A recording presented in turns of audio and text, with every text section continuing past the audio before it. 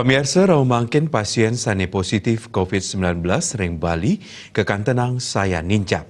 Ngarepin parindikan inucap pemerintah Provinsi Bali, kaptiang mang deside gelis ngewowohin ruang isolasi.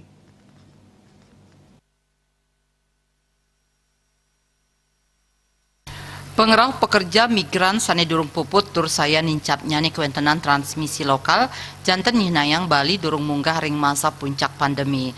Rau mangkin penyiagaian ruang isolasi duen Provinsi Bali wantah wau satu sia dase tempat tidur. Para pasien tak lerdahat muatang ayahan saking widang kesehatan rumasuk kewentenan pirantin nyani. Yening puatesan sosial miwah fisik nenten sida memargi becik tur pengelahlah COVID-19 sayan mawawah napi malih kewentenan piranti kesehatan kekantenang kirang mejantan isolasi tan sidek laksanayang. Kuentenan sekali puniki dahat ngaonang yening pasien positif wantah ka isolasi mandiri ring paumahan suang-suang.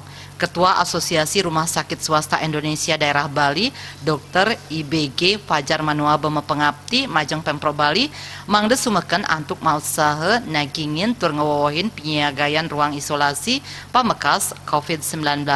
Sajroning ngewowohin ruang isolasi COVID-19, ring Rumah Sakit PTN Unud dahat kabuatang pisan, sangkaning Rumah Sakit Duen Universitas Negeri ring Bali puniki keanggen pindah ke Rumah Sakit Khusus Penyakit Infeksi. Ngenenin pendanaan penambahan fasilitas kesehatan Pemprov Bali sida ngawigunayang APBD Provinsi Bali.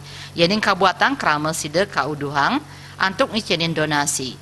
Tiosan punika Wakil Ketua DPRD Bali Nyoman Sugawekori ngelingang para eksekutif mangda pendanaan APBD anggen nambakin COVID-19 patut kemargiang melarapan sajroning usaha-usaha nambakin COVID-19.